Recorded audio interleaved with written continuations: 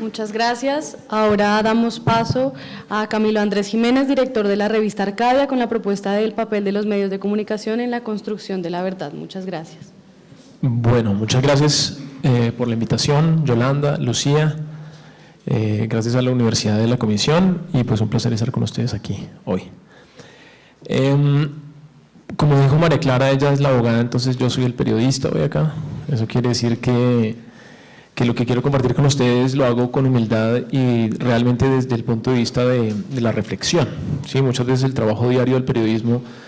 lamentablemente le quita a uno la oportunidad de ocuparse o de,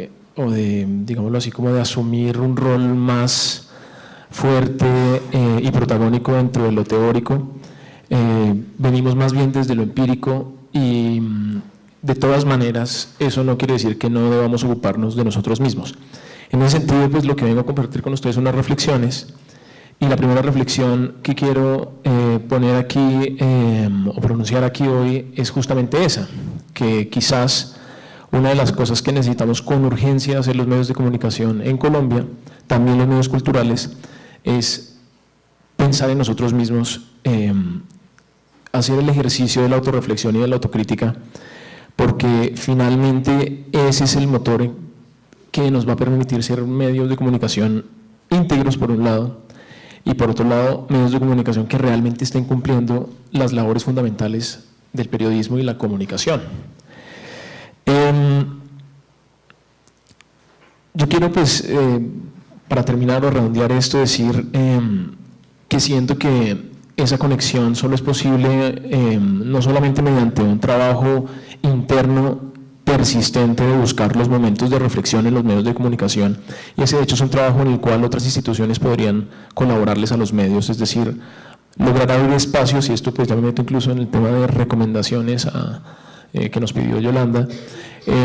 procurar abrir espacios internamente, o sea, dentro de los medios de comunicación mismos, para que ellos hagan ese ejercicio. Ese es un ejercicio que al medio de comunicación y al periodista le sirve mucho, porque por un lado lo llevan a alejarse de algo muy peligroso, que es de la convicción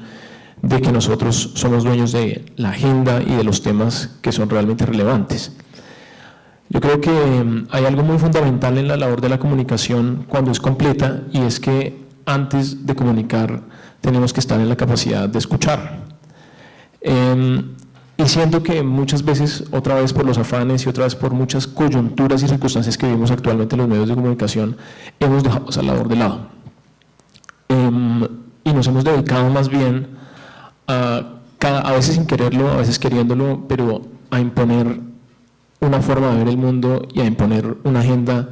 que lamentablemente ya, por el hecho de que no somos los únicos dueños de las plataformas de comunicación y de los medios de comunicación, pues lamentablemente nos está realmente haciendo distanciarnos cada vez más de audiencias a nivel nacional, a nivel regional y en las mismas ciudades, sobre todo las audiencias jóvenes. Entonces yo creo que hay un trabajo importante de escuchar que tienen que hacer los medios de comunicación, y ese trabajo de escuchar y lo que llegue por ahí tiene que volverse parte de la reflexión interna de los medios para saber quiénes son y a quiénes le están hablando. Aparte de eso, también respecto a este primer punto de la necesidad de reflexionar, creo que también es importante, como les decía al principio, que los medios de comunicación volvamos a ser conscientes de nuestras tareas fundamentales. Es fundamental escuchar, sí, pero pues eso digamos que es algo válido para muchos otros oficios,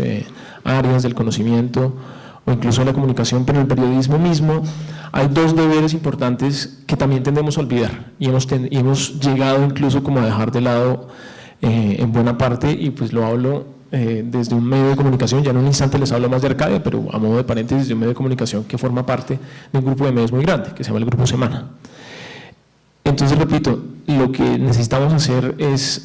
volver a esas tareas fundamentales, que son dos. Uno es un deber hacia la veracidad y otro es un deber hacia la ciudadanía. Pues digamos, sobre la veracidad, creo que hoy en este momento no voy a profundizar mucho, pero creo que todos sabemos de qué estoy hablando y sabemos y conocemos la importancia de que eso hoy esté en las prioridades absolutas del día a día de la labor del periodista, pero en cuanto al compromiso con la ciudadanía sí quiero profundizar un poco. Y es la necesidad, o digamos el deber del periodista de solo establecer un compromiso tanto consigo mismo como con el ciudadano. Eso es algo importante, y también la construcción de verdad, o en el pequeño aporte que el periodismo puede hacer a la construcción de verdad, y en ese sentido también a la superación del conflicto, porque solo así vamos a poder de nuevo escuchar. Cuando recordamos que nuestro deber es un deber con el ciudadano, creo que inmediatamente abrimos las puertas del medio de comunicación en que trabajamos. Hoy en día, un medio de comunicación, y esto es una convicción personal, pero que digamos como que tiene efectos en el día a día, al menos de mi equipo de trabajo,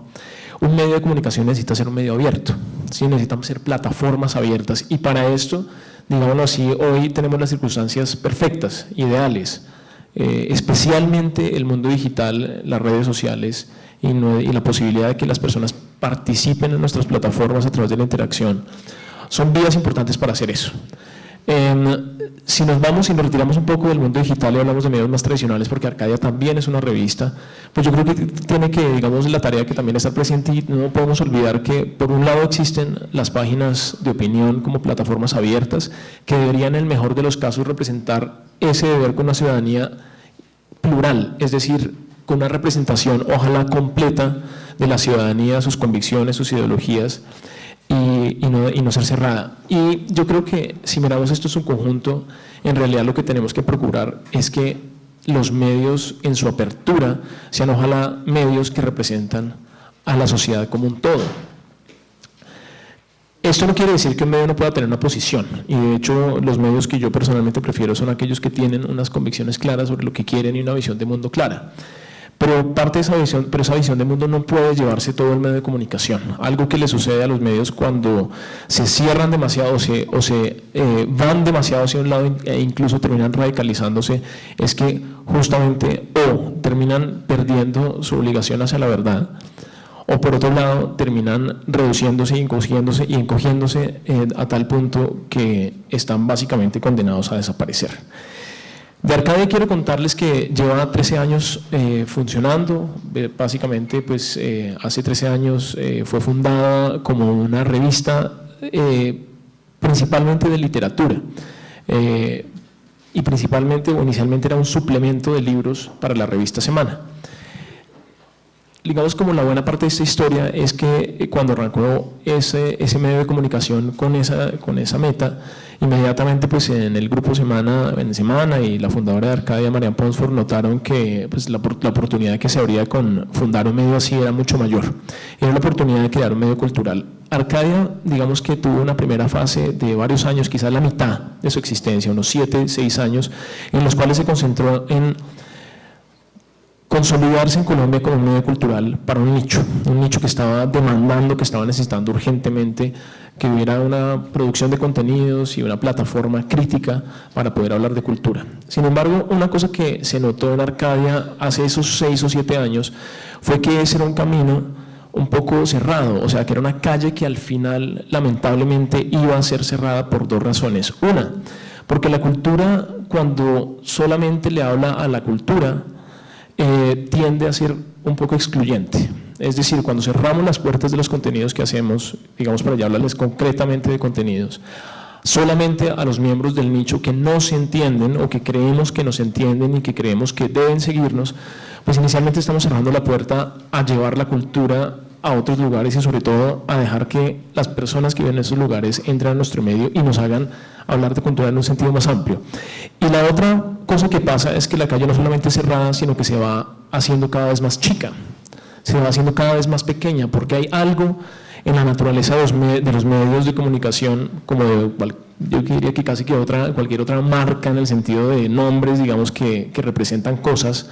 es que van creando también un agotamiento. Y si Arcadia por todos los años que ha existido hubiera seguido haciendo lo mismo que hizo en el principio y pasados 2 años o 5 años, pues quizás Arcadia cada vez más hubiera sido más pequeña. Lo que ha sucedido con Arcadia es que por fortuna, yo apenas llevo 6 meses trabajando allá, entonces no estoy hablando de logros personales, sino de logros realmente de un medio de comunicación, es que afortunadamente ha ido creciendo. Y la llave para lograr eso hace, como les digo, 6 o 7 años fue que tanto Marian Ponsford como el director que le siguió a Marian, que se llama Juan David Correa, lograron entender que la cultura debe ser y puede ser una especie de lente o filtro para mirar toda la realidad. Entonces, eso es interesante porque eso de cierta forma le permitió a Arcadia unirse al grupo de medios culturales que están alejados de la cultura o digamos de la visión de la cultura como el simple espectáculo o como la simple reunión de resúmenes sobre lo que sucede en el ámbito cultural, sino más bien a ver la cultura como una plataforma desde la cual se puede poner el foco o echar una luz sobre todos los temas que ocupan a la sociedad realmente. Esa es una revista Arcadia más grande y ese es un medio de comunicación que yo pienso que puede ser no solamente una plataforma ideal para crear debates, sino también, o para crear contenidos, sino también una plataforma ideal para generar diálogo. Y ese es otro tema del que yo quiero hablar posteriormente. Entonces, en esas anda Hoy Arcadia. Hoy Arcadia es básicamente un medio que considera que la cultura puede llegar a ser un filtro para tocar todos los temas, y yo creo que eso lo hace desde su responsabilidad frente a la realidad que nos rodea. Yo creo que estaríamos cometiendo un error muy grande en un medio cultural de pensar que justamente por ser medios culturales no deberíamos hablar de temas políticos o de sociedad o relacionados con el conflicto armado. Y esto es algo que les digo basado en experiencias que sé que ha vivido en Arcadia, pero que también conozco porque las he vivido personalmente. Por mucho tiempo, editores de varios medios a mí me dijeron, ojo, la cultura es para las artes. La cultura no es para que hables de temas políticos o política internacional, etcétera, etcétera, porque para eso están nuestras secciones políticas y sociales, etcétera, etcétera. Pues a mí me parece que esa es una visión limitada y yo creo que una tarea de los medios culturales en Colombia, que lamentablemente son muy pocos, es lograr esa apertura sin, por supuesto, perder su naturaleza. Quiero profundizar en dos temas. Uno es cómo los medios y los medios culturales pueden aportar en la contención de la radicalización en el discurso y en el debate público. Y por otro lado, quiero también hablar, y esa será la parte final, sobre algo que mencioné ahora y es nuestra contribución al diálogo, que creo que ahí es donde va a haber digamos, como un grano de arena muy importante que podemos poner ahora sí concretamente o aportar a la tarea de la Comisión de la Verdad y en general al sistema de justicia transicional. En cuanto a la radicalización, Yolanda me pidió traer como a colación algún caso del pasado, quizás de otro país, y estuve pensando en uno del cual no se suele hablar mucho aquí en Colombia porque pues, es un poco desconocido, pero que es muy especial y muy diciente porque habla de un momento similar al que vivimos hoy en día. Quiero referirme a la fracción del Ejército Rojo en Alemania, a la famosa RAF. Básicamente, antes de, pues digamos, como de analizar ese caso, quiero contarles a quienes no sepan qué fue la RAF. La RAF fue básicamente un grupo de jóvenes, miembros de una generación en Alemania que fue la generación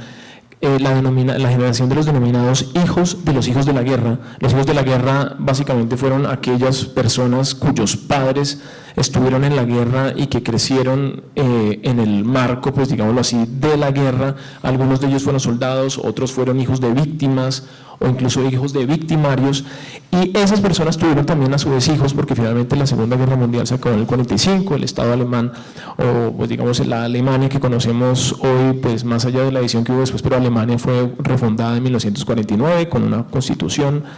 muy especial a propósito, y pues ahí hubo un tiempo para que creciera una generación que fue justamente la generación de los hijos de la guerra. ¿Cuál era la particularidad de esa generación? Era una generación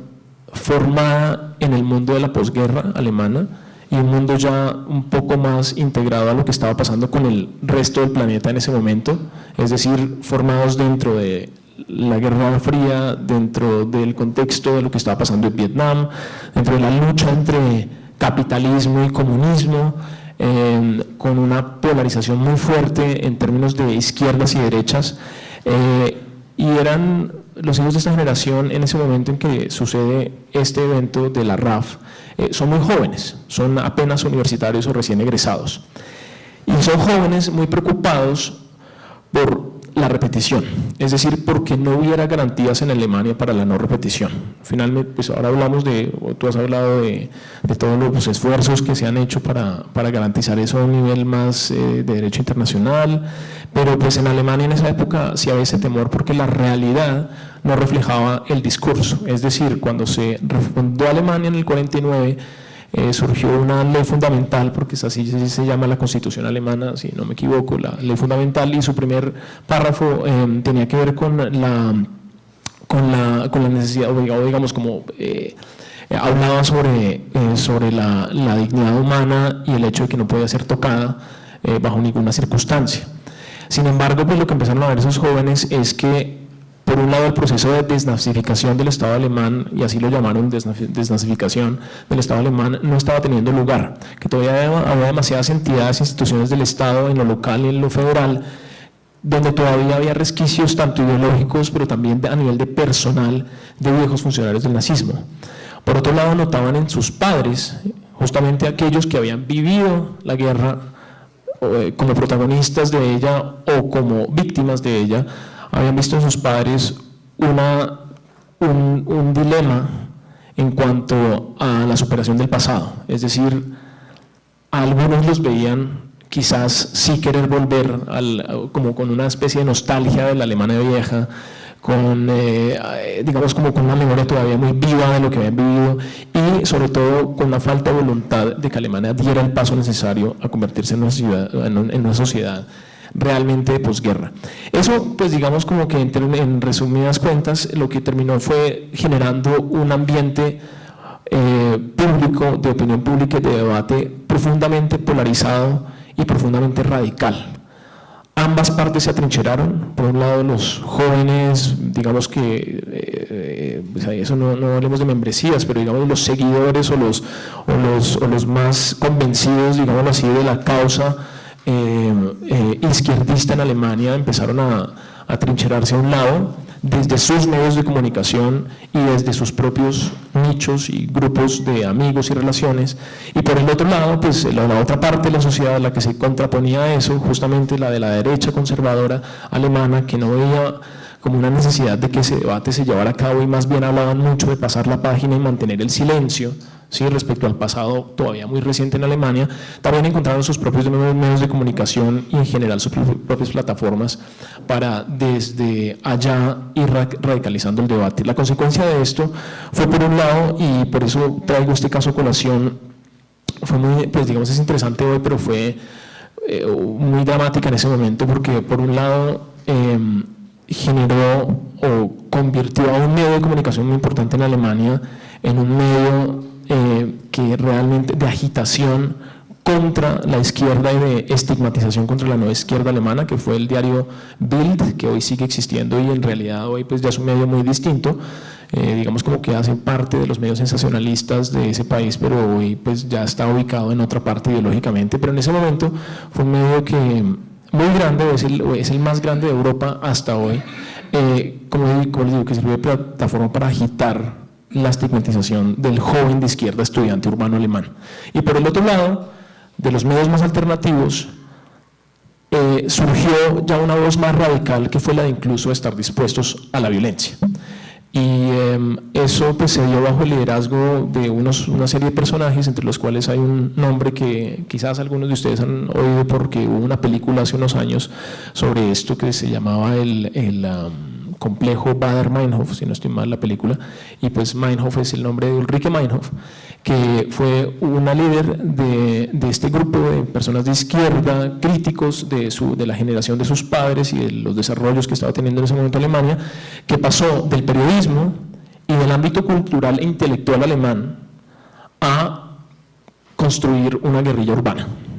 violenta, que cometió, pues digamos que al cabo de los años fue responsable de 34 muertes, atentados con bombas, secuestros, etcétera, etcétera. Entonces aquí lo que sucedió fue que ambos bandos se atrincheraron, no lograron superar el ambiente de polarización que había en ese país y que realmente, pues digamos, terminaron llevando a Alemania a una situación inimaginable, y es que después de la violencia vivida justamente en el marco de un conflicto mucho más grande que fue la Segunda Guerra Mundial, y después de haber vivido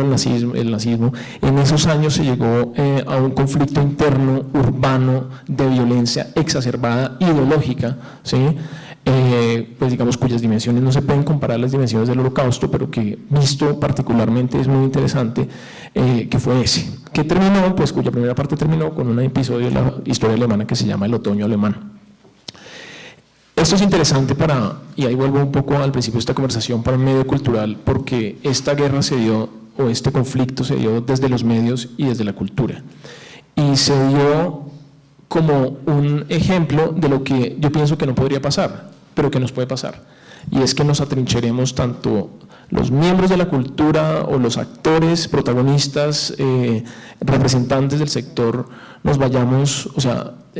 por ese lado, o sea, tanto estos actores como por el lado también los medios mismos,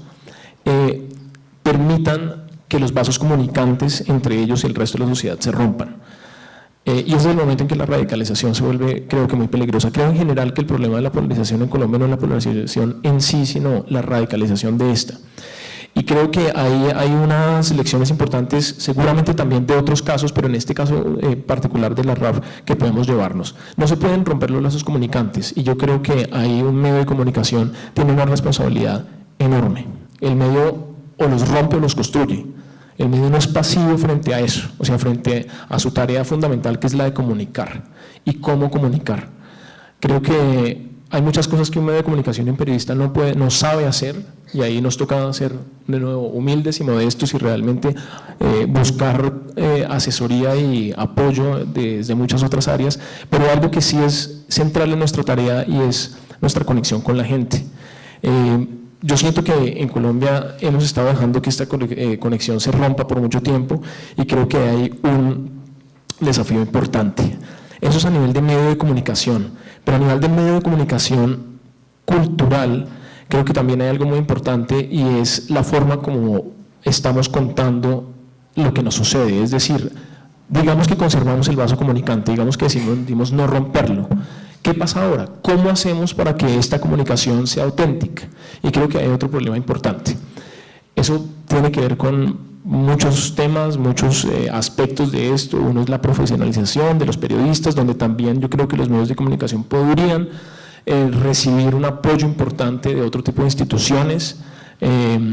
En el caso específico de la búsqueda de la verdad, yo creo que también hay un apoyo importante que se puede hacer en la especialización de los periodistas en esos temas, en relación concreta con esos temas. Creo que todavía somos muy ignorantes de lo que se nos viene, y lo que se nos vino ya, y estamos ya empezando a hacer nuestro aporte desde la comunicación a las labores de la justicia transicional en general en Colombia, del posacuerdo y del posconflicto, sin saber realmente qué es lo que estamos haciendo. Creo que hay una falla importante, pero más allá de eso, creo que también necesitamos de nuevo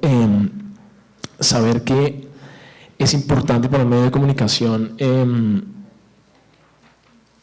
entender bien lo que está pasando por fuera, y eso también tiene que ver con no solamente nuestras carencias en profesionalización, sino también con nuestra carencia en conocimiento sobre el país. Es decir, nos toca salir más de la oficina y de la redacción. Ahí yo creo que el trabajo en conjunto con instituciones va a ser muy importante. Acompañar específicamente, por ejemplo, a la Comisión de la Verdad en sus labores de investigación, en sus encuestas, pues, digamos, en el tema de los cuestionarios que va a haber, en sus visitas, ojalá incluso en sus entrevistas más a profundidad. Yo creo que podría ser un camino importante para poder formarnos mejor e informar mejor sobre lo que está sucediendo, porque lo que pasa es que si no pasa eso, o sea, si hay vaso comunicante, o sea, si decidimos aportar a la verdad desde la comunicación, pero lo hacemos mal, yo creo que el daño final es un daño que va a recaer no solamente en la credibilidad del medio de comunicación, sino también en la credibilidad de la información misma. Con esto quiero referirme a un ejemplo claro, y es: yo estaba en la revista Semana cuando trabajaba, no en Arcadia, sino en la revista Semana, cuando se dio en Cartagena el apretón de manos que creímos en ese momento final entre Santos y Timochenko, y publicamos una edición especial dedicada totalmente a eso, llena de fotos, muy linda, y el titular decía "Cesó la horrible noche". Y pues esa es una revista que en ese momento nos llenó de orgullo, e incluso nos sacó de nuestra neutralidad de periodistas y nos hizo sentir, pues digamos, que estábamos conectados con el sentimiento nacional y demás, pero pues no solamente 2 semanas después vino otra parte de la realidad que no habíamos querido ver, que fue el plebiscito, sino que pues hoy en día esa es una portada y un informe especial que uno quisiera quizás no mostrar, ¿sí? Entonces eso que pasó le quitó autenticidad y credibilidad en ese momento específico a ese medio de comunicación, pero también al acto simbólico, que es algo que había mencionado aquí más temprano. Entonces, yo creo que sí, habrá actos simbólicos desde la cultura y tenemos que registrar los medios, pero tenemos que tener mucho cuidado en la forma en cómo lo estamos haciendo y cómo lo vamos a hacer. Entonces, yo creo que ahí, ya para terminar, hay un tema importante de formación y de calidad de la información que solos no vamos a poder lograr, y en ese sentido yo creo que el trabajo en conjunto con las entidades que se van a ocupar del manejo del sistema de justicia tradicional y en conjunto en el sentido de estar ojalá desde el principio ahí, va a ser muy importante. Eso es todo. Muchas gracias.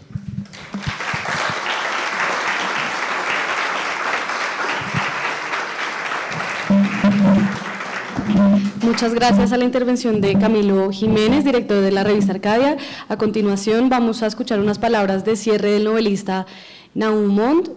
Adelante, gracias.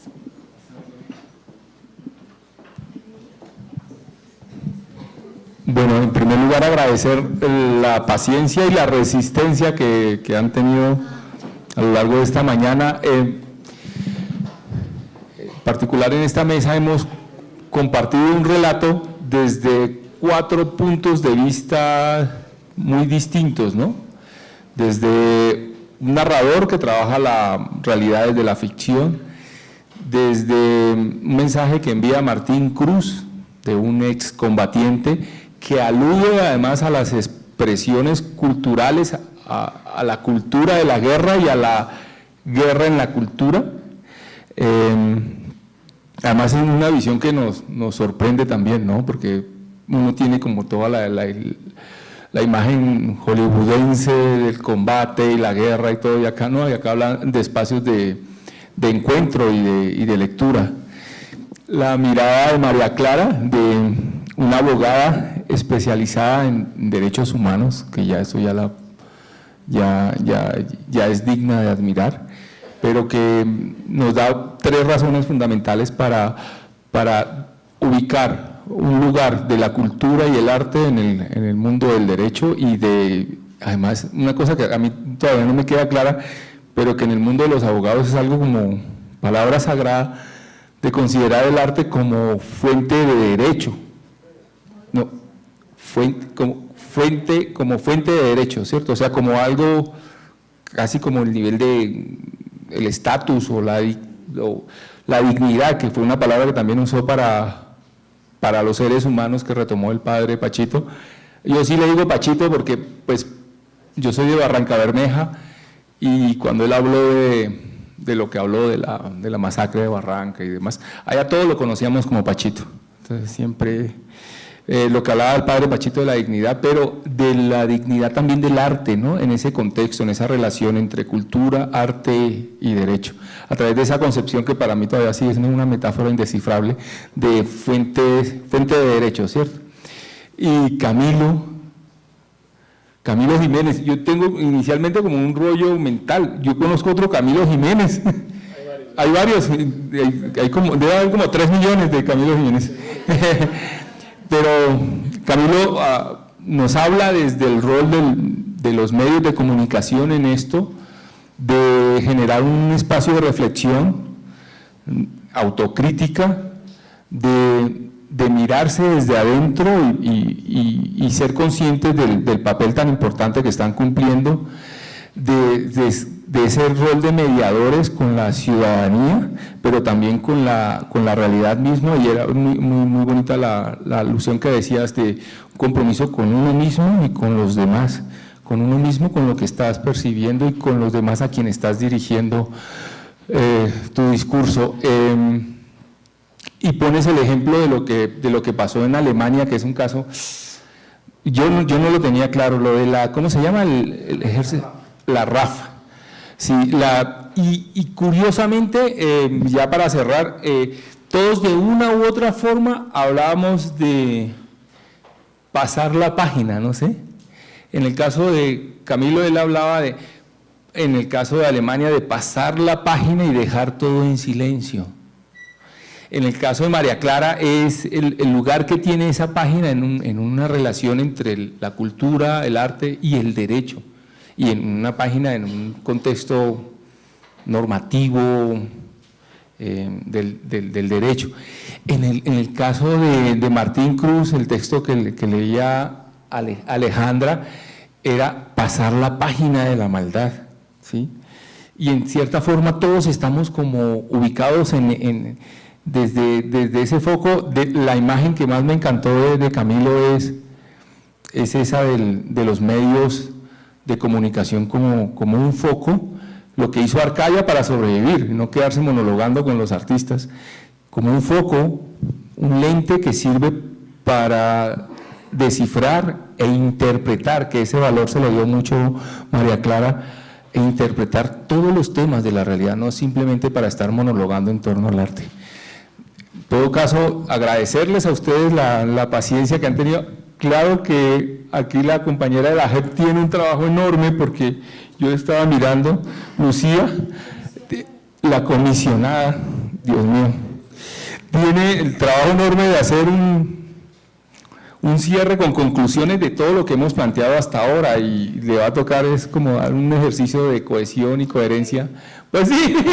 bastante difícil, dice que se va a escapar. De verdad, les agradecemos ante todo la actitud que han tenido con nosotros al compartir esta mañana. No sé qué sigue en la agenda, Daniela. Muchas gracias. Una pausa necesaria y merecida. Sí, bueno, justamente muchas gracias a los ponentes por sus intervenciones, y a continuación pues los invitamos a un receso de 10 minutos. Los esperamos nuevamente a las 12 para iniciar el cuarto segmento, La Verdad desde el Patrimonio Cultural. Gracias.